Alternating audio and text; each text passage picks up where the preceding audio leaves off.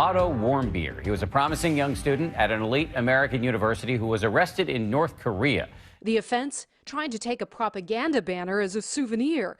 The regime there held Warmbier for more than a year, only to release him in a coma. Warmbier was carried off a plane on U.S. soil, unable to walk, talk, or respond to verbal commands. Just 6 days after that, Warmbier died. His family alleging he endured torture that led to his death. He grew up in a small town in the suburbs of Cincinnati. Hello, everyone. Otto Warmbier was known to be a high achiever, the salutatorian at his high school graduation. He enrolled at the University of Virginia, but in December of 2015, he made a decision that would radically alter his life. Warmbier went to North Korea on a 5-day visit with a tour group called Young Pioneers Tours. We were kind of given full reign of the hotel, except for one floor. The elevator skipped floor number 5. We're told the 5th floor is for staff only, off limits to guests. What actually happens there is the source of rumors, most of them unnerving. It's where they keep the surveillance equipment, where they use to bug all of the rooms. It was a floor unlike any other floor in the hotel. So this is a video of our excursion to the 5th floor. Mysterious 5th floor. What goes on here? Nobody knows. You notice that the floor you go onto is a lot shorter and had paintings. It's not artwork on the wall, but rather propaganda. Military first, powerful nation, reads this one. But perhaps the most disturbing is this, featuring a bomb with USA on it. Revenge 100 times, 1,000 times to American wolves. Denny Grattan was Otto's roommate during the trip. At the airport, me and Otto were the last two through the security, and he simply had a tap on the shoulder. 2 guards took him away, and I sort of laughingly said to him, well, that's the last we'll ever see of you. North Korean state media claiming he was working to defame the country as a pawn of the U.S. government. Otto Warmbier was charged with hostile acts against the state, which is a kind of catch-all charge that North Korea levels against people who have done anything. The worst decision of my life. But I'm only human. North Korea runs these kind of sham trials. Yes, it was less than 1 hour. Otto had no defense. You know, he was guilty before he went into this. The confession that Otto Warmbier gave before the cameras early last year, it seemed scripted for him. I never should have allowed myself to be allured by the United States administration to commit a crime in this country. He admitted to a really bizarre range of things, like belonging to a secret society, stealing this poster on orders from somebody in a church. Please save my life. Despite his pleas for mercy, he was sent to a North Korean prison. It would be the last time his family would ever hear his voice. Please think of my family. For months, the family had no news of his condition. Frustrated by the pace, though, they spoke out on Fox News in April. President Trump, I ask you, bring my son home. President Trump was briefed on Warmbier's case in February, directing Secretary of State Rex Tillerson to secure the release of every American hostage in North Korea, eventually leading to a meeting in New York City. That is when the State Department learned that Warmbier had been in a coma for more than a year. On June 13th, at approximately 10 p.m., Warmbier was medevaced back to the United States, and when he touched down, he was rushed to the University of Cincinnati Neuroscience Intensive Care Unit. North Korean officials say he contracted botulism after taking a sleeping pill, but American doctors dispute that claim. The loss of brain tissue was across the board. It was everywhere. Something that would happen if someone were deprived of oxygen. Warmbier's brief reunion with his family, bittersweet. His father giving this emotional statement. We're thrilled that our son is on American soil, and I'm able to wear the jacket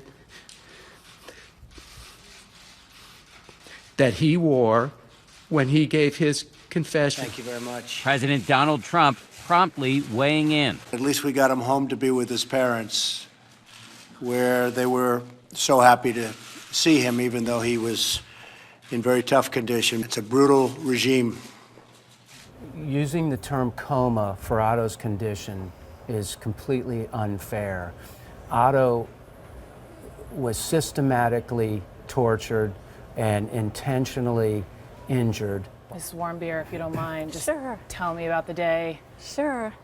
that you saw him. Well, we're really optimistic people, and so we were just still hopeful that we would get Otto back and he could be like with good American health care. That he could he be could okay. improve and be okay.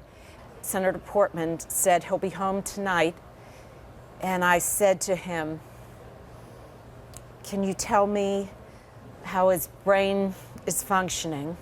And Senator Portman said it was severe. So, still not knowing what that entailed, we went to the airport.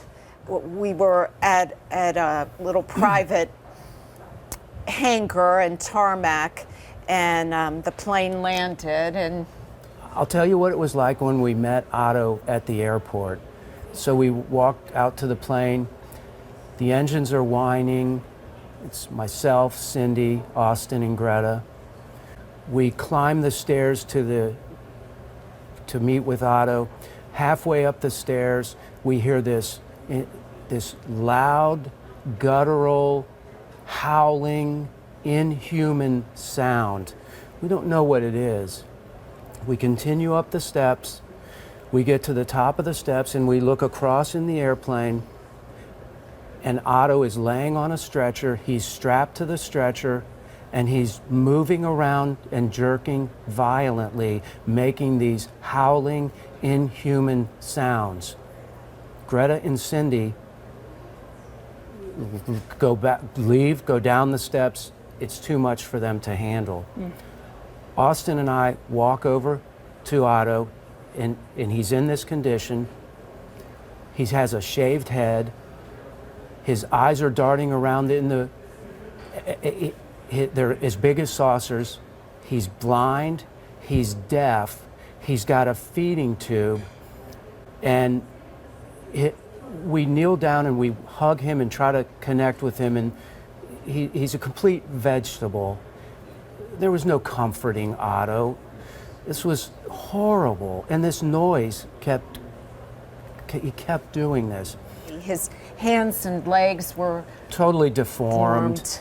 and he was You in know, this you want to weird say position. you want to say this was not our son, but this was our son, and this was the condition that Kim and his regime intentionally put him in. How I'm listening to you and I'm just trying to. How did he die? Oh, you mean in the fever. 2 days after Otto came home, his fever spiked to over 104 degrees. Otto had this huge scar on his right foot. He was on his deathbed when he came home to us. This That's was a why they horrible released sight. him. They didn't want him to die on their soil. What happened to his foot? We don't know. You have no idea. It covered the entire top of his foot. How do you get a scar that covers the entire top of your foot? It looked like it had to be an open wound for months and months and months. How has it been explained to you what North Korea did? When you say torture, what did they do? Do you know? Well, no. North Korea doesn't even acknowledge that they considered it a humanitarian gesture, sending Otto home. His teeth look like they had been rearranged with a pair of pliers. An innocent young American comes home with severe brain damage. It's a year later. These people are terrorists. Kim and his regime intentionally injured Otto. So why are we playing into this? Why do we play into this at all anymore? I mean, I don't want to see anyone else hurt or taken. That's also why you're speaking out. Oh, yeah. How are you feeling? I'm every day I think of Otto. I mean, almost every minute of every day I think of Otto. He's always going to be with me. It's a wonderful memory. And I don't want to remember Otto in North Korea or in the hospital. I have enough fantastic memories of the 21 years we had together.